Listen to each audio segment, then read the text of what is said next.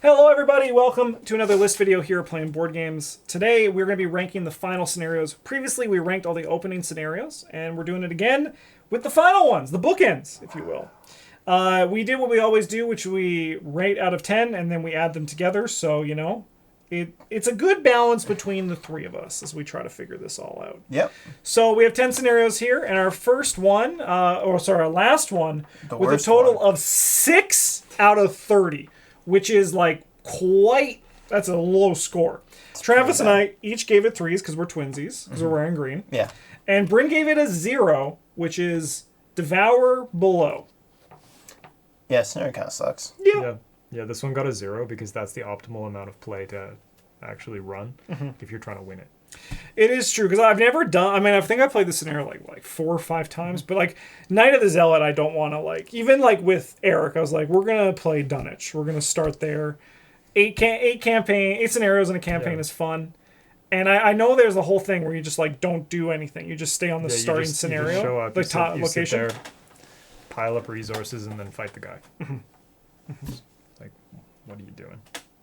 I mean, you can win by stealing stuff. I've done that once. Yeah, sure, you could. But it's a lot harder, and why would you? Because that's how you're supposed to win. Yeah, for me, it's just if it's really easy to kill Ormondoth, and massive spoilers for every campaign, by the way. Oh, yeah, that's a good point. We're not gonna we're not going to be like, who at the end of this scenario? Yeah, no. Yeah, if it's easy to kill Ormondoth, you can stack resources, and what's the point of doing it? Shouldn't you be trying to steal them away if that's the difficult way to do it? Shouldn't that be the pinnacle of succeeding in that scenario? No, because the pinnacle of success in this scenario is going to play a real campaign afterwards. Yeah, but... Yeah. I mean, I know... I don't know. I like the first half of this campaign is really cool. I just don't like the ending. Yeah. Yeah, even the Gathering is pretty fine with Return to. I mean, if I look at it always I look at it the Lord of the Rings living card game core box, where it also had 2 great scenarios and then one that I'm I don't want to play this ever again. It makes sense, because they want to make it nice and challenging, and I just think that it's it's just not enjoyable. It's not an enjoyable experience. When you're introducing people to the game, just play the Gathering, and then the Devourer Below, and then be and now we're gonna play Before the Black Throne because I like that one. this one's cooler. Yeah. Just put in your own random ending for it. Yeah. Just be this is our new final scenario for the Night of the Zealot. And we get sucked into a gate on a Yaki. You don't know what that is, but that doesn't matter. Yeah. That's definitely what it says here. Yeah. Believe me. Yeah. Yeah, I mean, what about the ghouls? Oh, yeah, don't worry about them. This one might be cool to play some sort of Iron Man run, but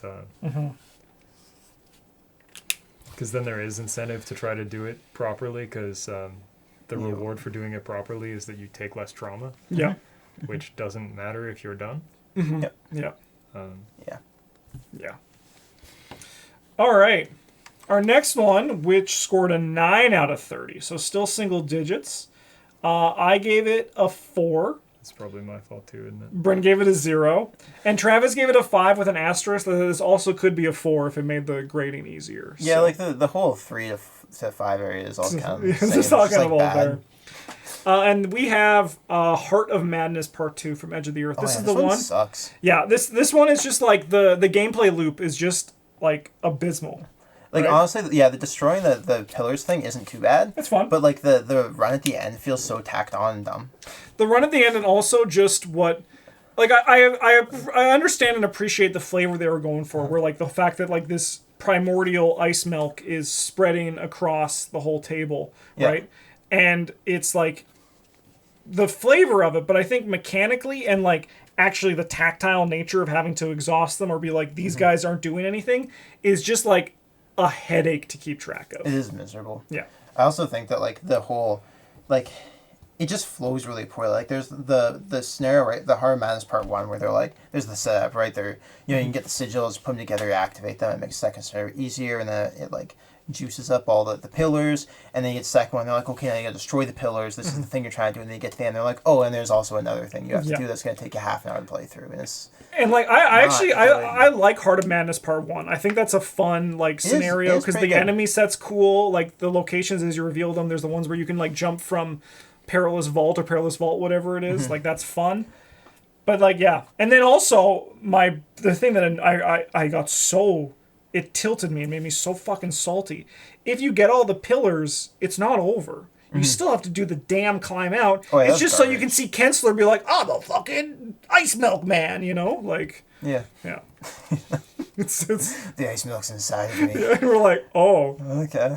Yeah, like You just go back to your job, I guess. It's one of those things where like the game, if you do something that's difficult, I feel like the gameplay should reward you. What you read at the end shouldn't reward you. Right? Oh right? yeah, for sure. Yeah. Yeah, no, you should just be done if that happens. Yeah. I think it would have been a lot better, too, if instead of having the run out, they just, like... I mean, even if they just, like, added 2 locations on to one of, like, the spokes or whatever. Like, one of the locations was, like, Mysterious Doorway, and then... Yeah, like the spoke farthest from all investigators that you had to, like, then fight through the ooze to get out. Yeah, that'd be cool. That would have been a lot better than like, oh yeah, now clean up this massive board that you've spent 2 scenarios playing, put it all off to the side, and play for another half hour in a straight line, running away from the same monsters and invading and attacking the same thing you did last time. There has to be less strike locations put in new locations. Yeah. Like, unless it's tiny, like in Where the Gods Dwell, which is just like 4 locations to 5 locations. Or like 4 locations to 4 locations. Even Innsmouth wasn't too bad for that. Yeah. Because you have into the Maelstrom, you have like 9 locations, I think, and then you have like a reasonably large board, but the 9 locations is for like the first third of the scenario, and then the rest of them they're just there. Yeah. They're also all adjacent, not like a weird big circle spiral that takes up the entire table. Where that one you can actually like, there's this like reasonable size, you know. Yeah. I can't figure out how to orient my hands so that it just shows it. All right. Number 8 with a score of 14. So just a bit under half, which I think is like, just like a below average as a group rating. And this one's actually my fault. I gave it a 3. Bryn gave it a 6. Travis gave it a 5. And that's Congress of Keys, the new one from the Scarlet Keys. I just think this should be 2 scenarios. It should be one where you fight the coterie members, and then one where you walk in and deal with the whole static realm, right? Because it has that weird, awkward setup where between you switch maps, switch encounter decks, switch everything, but it's one scenario. Like, they should be fine, I think, with having like a 45-minute long scenario, especially when you have to read for 30 to 45 minutes. You know, like, it should be okay if a scenario's shorter, if it's like a better narrative experience, I think.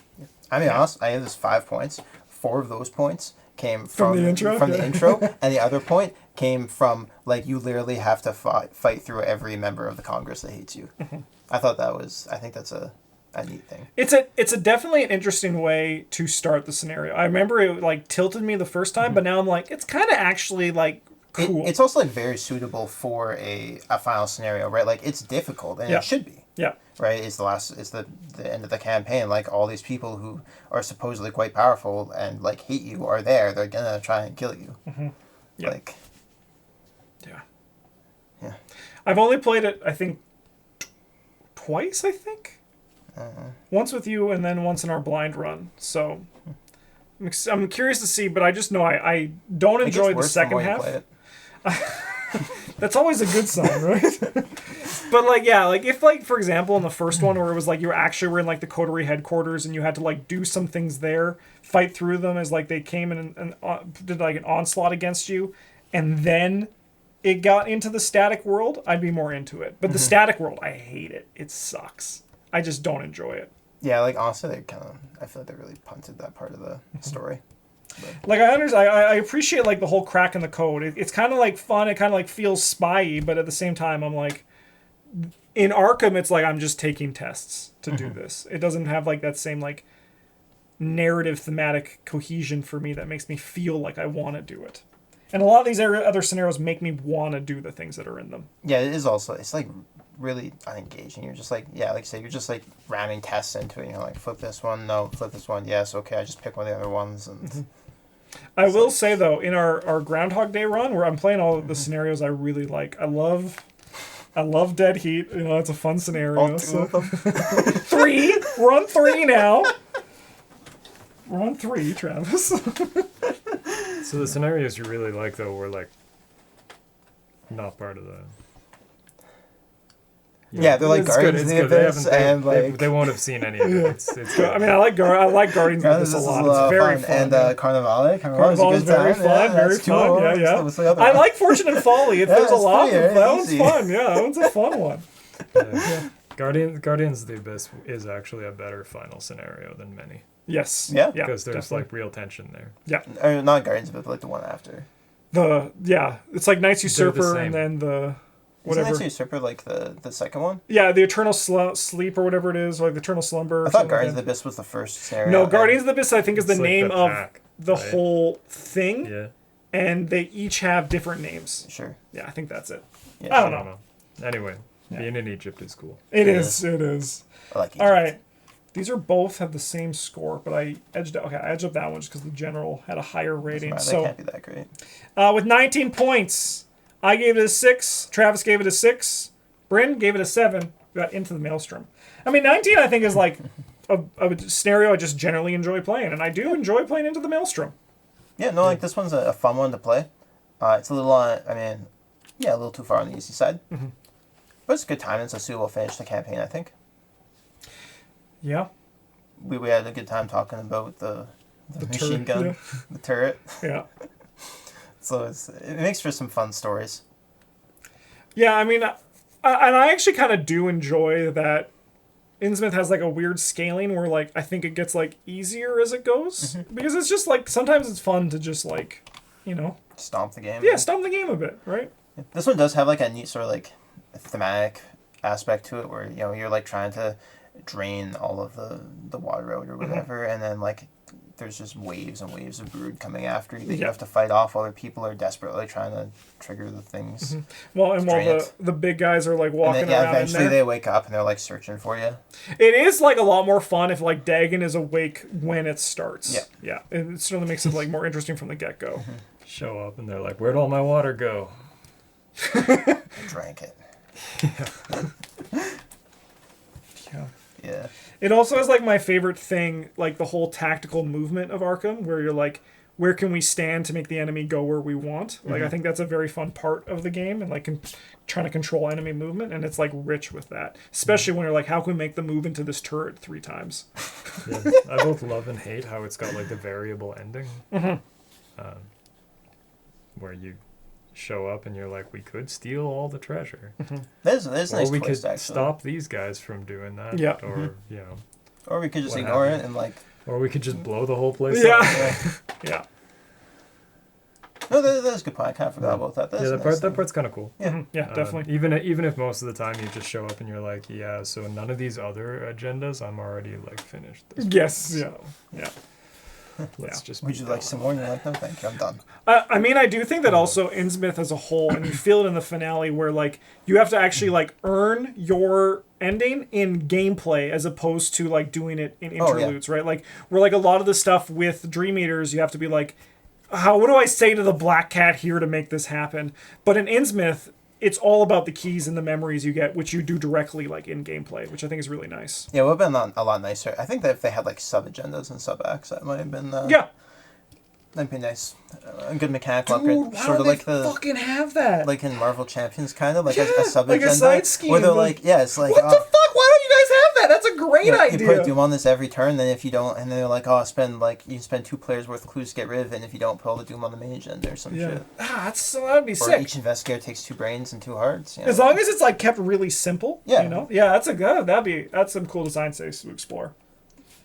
All Yeah, right. and so you could also have like the sub like objectives too, like where they could just tack it on and be like, this is what the Black Cat wants you to do. Yeah. Like you don't have to do it, but if you do, then like he'll help you. And it seems great for like big box expansion, right? Mm-hmm. Because like you could package it all, and you're not like having to cut down cards for this stuff. Yeah, that's a great idea. You know what? If there's a custom content creator watching, you should do that.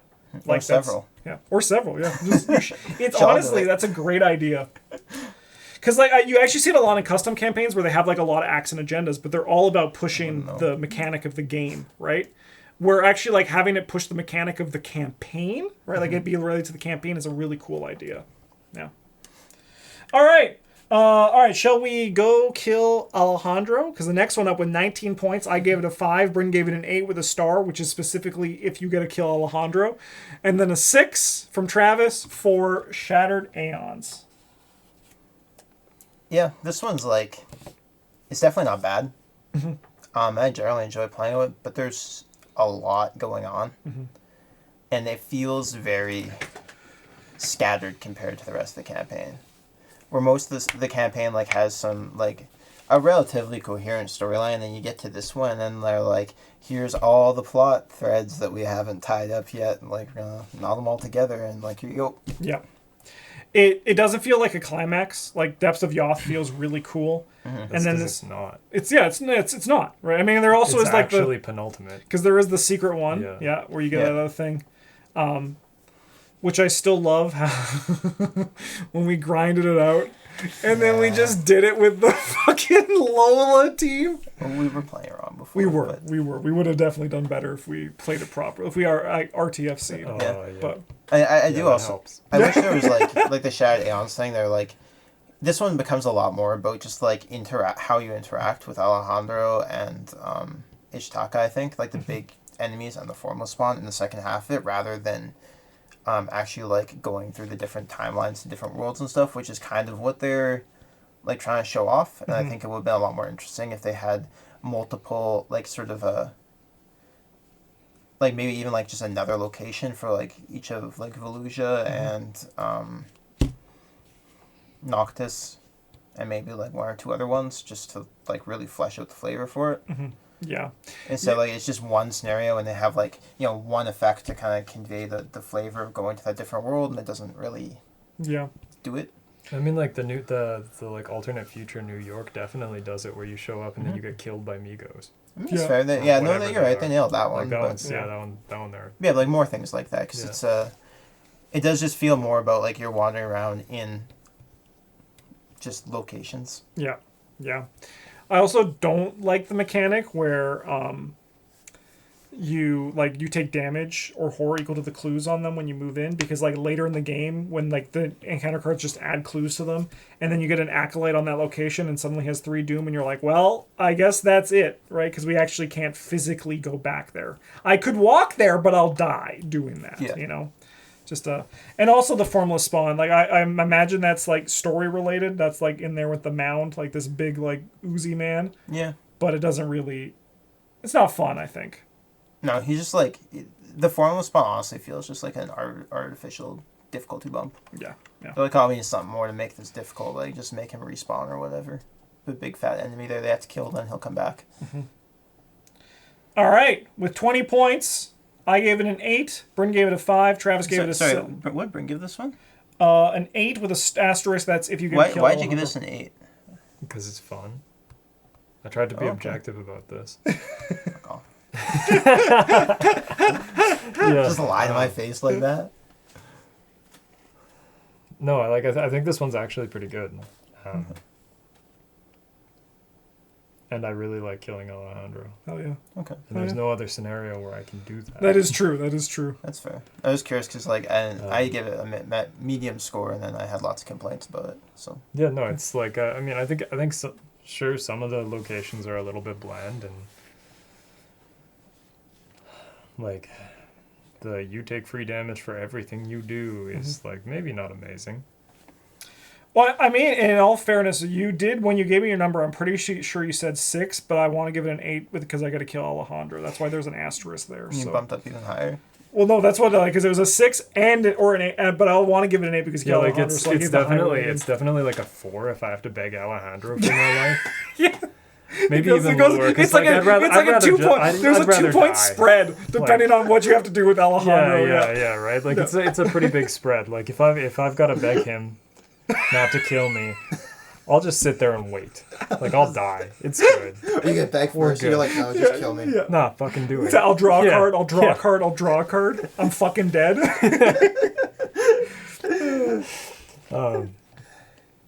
And like, sure, begging Ishtaka is like not much better, but it like at least you get to be snake people heroes. Yeah, it's so, true. Like that's cool. Being snake people is pretty cool, yeah. Yeah.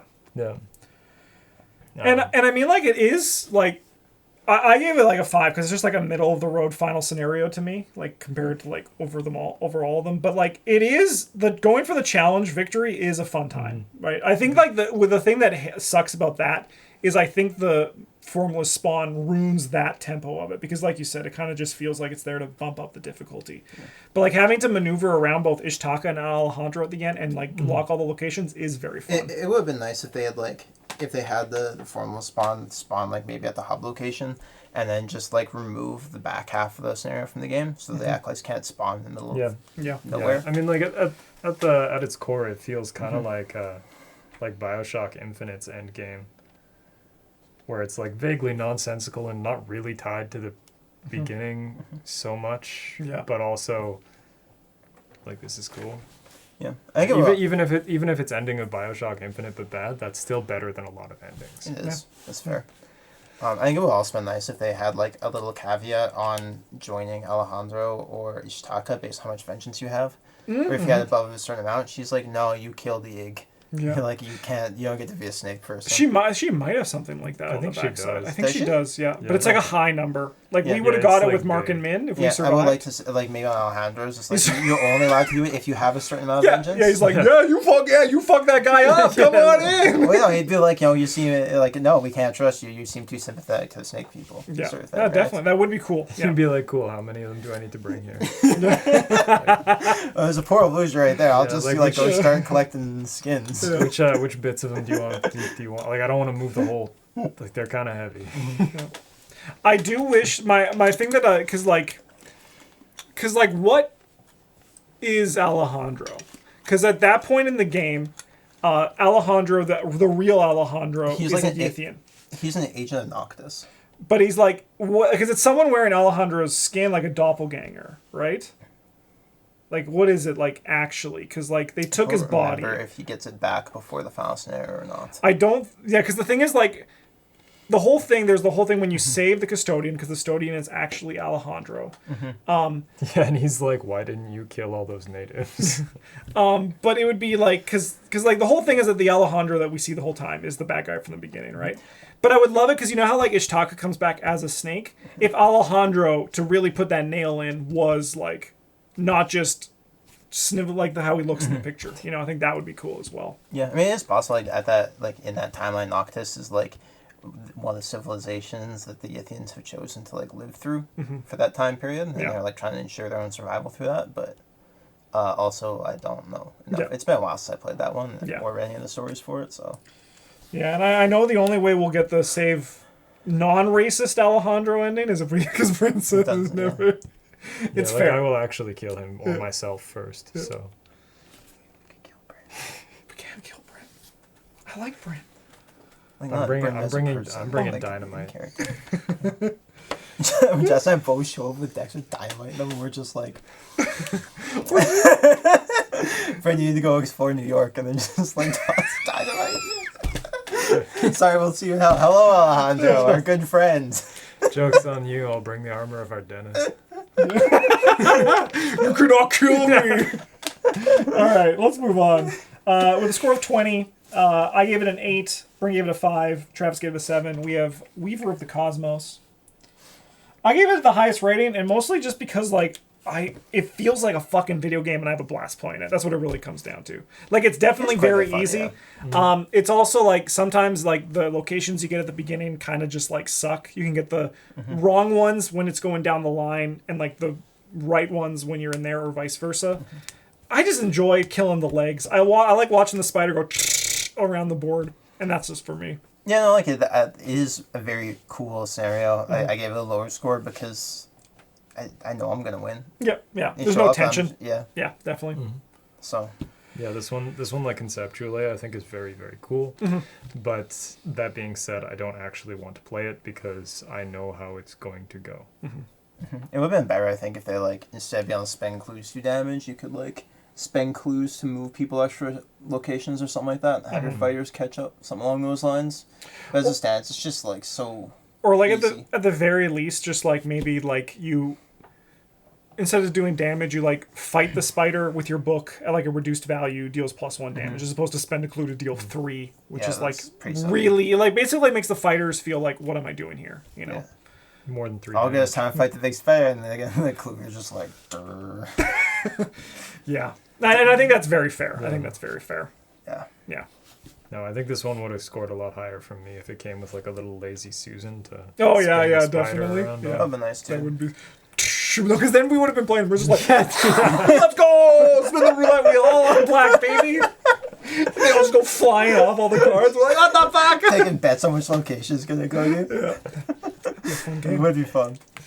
All right. Yeah, new Fortune and Folly endgame. Yeah, let's go. Man, if you haven't played Fortune and Folly, you gotta just go start gambling. Trust me, it's a blast. All right, with 24 points, I gave it a 7. Bryn gave it an 8. Travis gave it a 9. We have Where the Gods Dwell. This one's really cool. Every time I've played this one, I've been like, I've had a blast. It's a very fun scenario. Yeah, I mean, Yeah. like the true ending is a little bit is really difficult. Yeah, a But- little bit difficult. Yeah, I caught myself. Yeah. myself, but like, it's just Understatement of the year over here. yeah, like the whole looking cards and passing around is so much fun. Yes, it's very cool. Also, like, I love that the gameplay loop we've seen twice now, where like one person just like give them all to me, Yeah. give me all the hidden cards. With me as Gloria and you as Charlie. I also really like how you can like Yeah. kind of grief your teammates if you're like you need to like you have a copy of your Lathotep and the card to like do it, and you just have a bunch of hidden cards. So like, hey, can you come here? And then you just like give them 3 garbage cards so Yeah. you can go play the game. And Yeah. they're like, One thing that I like about both this one and Weaver is that I think like these are the best kind of boss fights because you don't feel like you're like beating the ancient one. Oh, yeah. It's more so like you're like matching it in the moment, fighting it like a video game, but like there's still more to come of it. But you're able to like lock it away in that moment, which I think is really cool and a good accomplishment, as opposed to like because I remember when we first were Dagon, playing, Hydra. yeah, or like even just like Yogg-Sothoth, which you can't really like kill, right? Yeah. But just like the fact that like the numbers on it, you're like, I could do this, right? It feels like more like, oh, that's There's the a actual huge version difference, of him, especially with right? like how Yogg-Sothoth is in the lore. Yeah, and like it feels like a video game fight against them in like a Call of Cthulhu RPG, which I think is really cool. Yeah. Yeah. Like yeah, guy can see beyond the killing. Yeah, that's He's his just like role. snake He's a guy. snake Yeah, man. no, like Yeah. he's actually just like a dude. And he's still like hard to kill, right? Like he's still tough Oh, to yeah. kill. But I think it's just like Yeah. these are like a nice way to have like the flavor of Nyarlathotep without being like I'm just a pincushion you can hit with a chainsaw. Yeah, you're not killing him. You're just like trying to survive for your own sake. Yeah, yeah. And like the different fights where like it's like you walk into a room of mirrors and he's like, which one's the real me? And you're like, that one. He's like, fuck. I'll see you in the North Tower, motherfucker. You know? Like it feels like that. Yeah. Which I think is really cool. Yeah. And I hope they do more Nyarlathotep. I think this has so much room to explore as a character. Yeah, we get like 2 more full campaigns out of your Lathotep, I Yeah. bet. Like one for. I want to like, see Nephron Ka. Yeah, one Dark Pharaoh Nephron Ka is just Egypt, and then like we could do like another one with like just all these like little masks. Yep. Like the Yep. Bloated Woman and Definitely. the God of the Bloody Tongue. Yeah. Yeah, definitely. But they each get their own campaign. It's 4 scenarios. long. That would be a really good one for like another like branching worldwide campaign. Oh, but also would actually be really cool if they did like that as like just a bunch of like standalones that you can just put into a campaign. Well, yeah, I mean they can do that. They can have that and like have them be a big campaign too, where they're like, hey, we got like Yeah. reports of cults, and then like you get to pick which of the 4 cults you're gonna pursue, and it's like a little you're locked Like the into, whole Mask and the 3 Lathotep, like campaigns. Call of Cthulhu Yeah, campaign. you'd be like locked yeah. into doing 3 scenarios to like finish that campaign one, and then you get to do like 3 of them or whatever, and then Yeah. the final boss fight he's stronger for some reason depending on which mask you Yeah. can deal with. Definitely. That would be cool. All right. We're in our top 3. Show up into the blind run, just eat shit 3 times. Show up at the end. Like, He's like, oh. he's like, I've got all of them. It's over. And you're like, And we're like, yeah. No, you're right. We didn't do so good. You got us. all right. Top 3 with 25 points. I gave it an 8. Bryn gave it a 9. Travis gave it an 8. We have Dim Carcosa. It's just sick. Just sick. It is just sick. It's just a great one. Yeah. It's if this was Return to, it'd be higher too because like the whole going into your mind palace is really cool. Yep. But I like going into somebody else's mind palace and being able to get clues with a shovel. You're going. Like, oh god. oh, stop! You're digging out Tommy's brain. Yeah. No, the Return to really like ties the story together super well with all the ambiguity before. Yeah. Whereas like the normal one is just like. Yeah, it just kind of was And I will. Pastor is real. I will also say like doing the blind run, which I'm recording with Eric right now, just like seen as like a playing for the first time. I forgot how good this one is. Like fucking with you. The only spoiler I'm going to give is that we've heeded Daniel's warning. And just seeing Eric be like, wait a minute, we can't say Haster or else we take sanity damage. He's like, that's so cool, you know? Yeah. It's really good if you're playing Calvin and you're like, oh, I didn't choose my test enough. Yeah.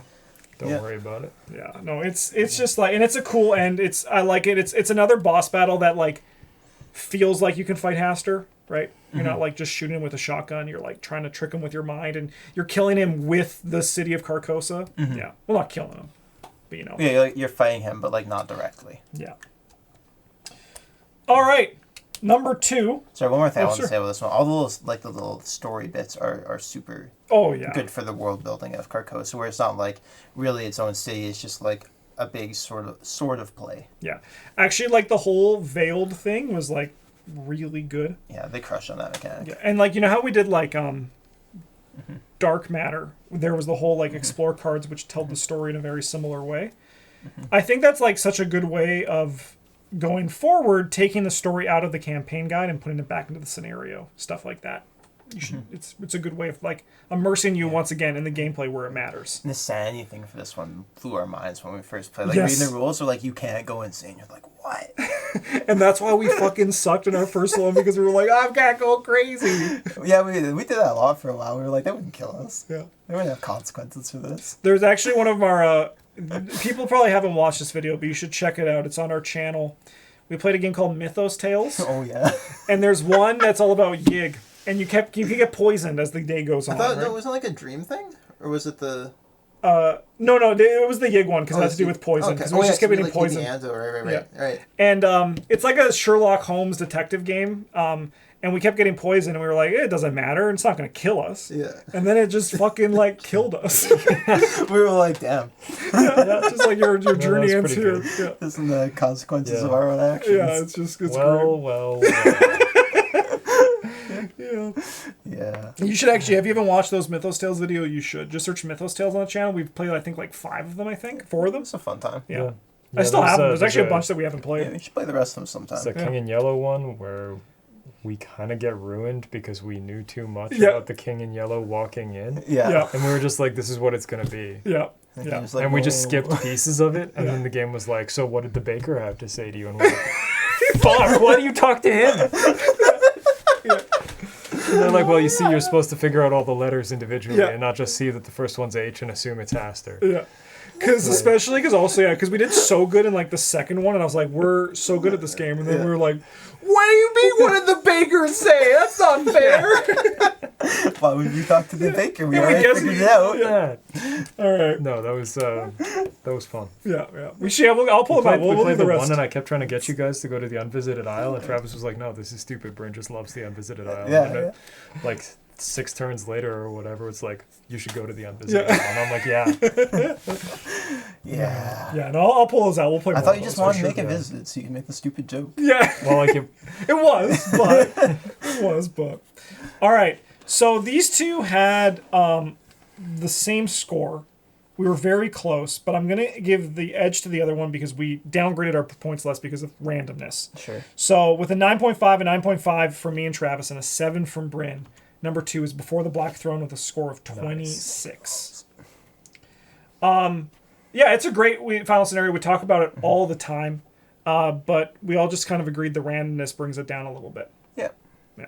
It's like on theme. It's just occasionally frustrating. Yep. But, like every other aspect of this, they absolutely crushed. It's like extreme. It's quite difficult. The mindless dancers are like great enemies. Just there's only 3 of them in the deck, but man, will they mess you up. Yeah. The moving is super cool. Like, you get to ride around in your Byakis or something like that. It's Byakis, right? No, I think it's a Night Gaunt because Byakis Night are Haster. Oh, yeah. The Night Gaunts. And then, and Azathoth's just sitting there, and he's like, I'm going to eat you. And he gets to get bigger and bigger. Yeah, it's really like, cool. You want my coin? You're like, no. And I love the joke about like the cosmic bicycle that we can ride everywhere. That's a good one. That's a good one. Yeah. And we always have a good time playing this one too. Yeah. It's just a little bit disappointing. Sometimes you just nail it and you're like, oh, that wasn't that hard. And sometimes you just like, it's the third location every time. You're like, yes. Yeah. Yeah. My favorite part is when Justin's like, can somebody help me with this mindless dancer? And you look at it and you're like, no. 5, 6, 3 moves twice if I evade it. Yeah. No. Yeah. Nope. Nah, you're on your own. Yeah. Oh, okay. We're gonna go. I'll see you. Just ride the cosmic bicycle. Yeah, just take the next one. It's nice knowing you. That's a way. We should do that next time. One of us, like, I'll hold the mindless dancers, and you guys just go. You guys just go, find a way out. Just sit there and evade them. Yeah. All right, and with number 1, also because I like giving this one the edge because I feel like it deserves respect. I recently replayed it. It's very good. A score of 26, 998, Lost in Time and Space. It's a great final scenario. It really, really is. Yeah. I usually give a slight edge. I feel like Beyond or Before the Black Throne does like the cosmic thing like a little bit better. Just like feeling like you're in space, but this one does what this one has over it is like actually wandering around and like not knowing where you're going and trying to figure out how you're going to get there. Yeah, actually being lost in time and space. Yeah. Wandering to all the locations, having them in the encounter deck is super cool. Yes. And like having to figure out, okay, I need to find this location so I can go to the next one, and like, oh, my location got sucked up and I'm back at the starting place. Like shit. And there's like enemies there waiting for you, which is really cool. It's always a nice little challenge to end when you get to the edge of the universe. You're like, oh yeah, everyone needs 2 clues, huh? Yes. Yes.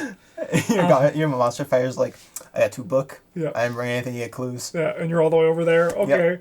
Yep. The other thing that I love about this one is that the setup instructions are place one location in play and shuffle the encounter deck. Oh yeah, it's so easy. And you're like, this is the final scenario, and that's all we have to do. Put like 2 locations and a Yog-Sothoth aside.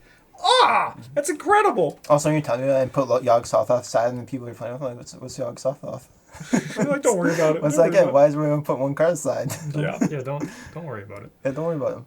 I think that this one also is really good at making moments like just natural tension points where like suddenly it seems hard for someone to get out. Because that happened with Eric and I, and it was just like, I don't know if I'm making it out of here. You go, maybe I'll catch up, right? It feels very like the climax of a movie, and just Yog-Sothoth was like, blah, blah, blah, blah, blah, you know? I'm not sure I've played this one and had everyone make it out. Yeah, but it's a great scenario. It really is. Yeah. No, I'm happy to see this one in the first spot. I think it deserves it. Hell yeah. Especially when you get to the return to, just makes it even better too. Yeah. If the Yog-Sothoth and playing, you're like 5 brain damage, huh? And sometimes they're like, yeah, you go hang out with him for a bit. You're like, what are you doing out there? Just like the fucking the pick up the person in Roller Coaster Tycoon. Just put the mirrors like, and puts down. Oh it's no! Like, what are you doing out here in my side of the universe? Yeah. You're like, nothing. And it does a good job of like showcasing that like Yog just doesn't care about you, but you might just like end up where he is. Yeah. You know, it's really good. Yeah. I haven't actually played the Return to in a while. The last time was when you and I played the events challenge and we died before. We didn't get to see should this. Be our next campaign. I'm down for it. I'm down for it. We got to show up and then get murdered on a hill. Yep. Sometimes that happens. Sometimes it happens. Especially if you're trying to play the game with only events and you pick at least one investigator who's not very good at it. Sometimes you pick 2. Oh no. I'm glad I wasn't here for that one. No, we would never subject you to that. No, next time you will be though.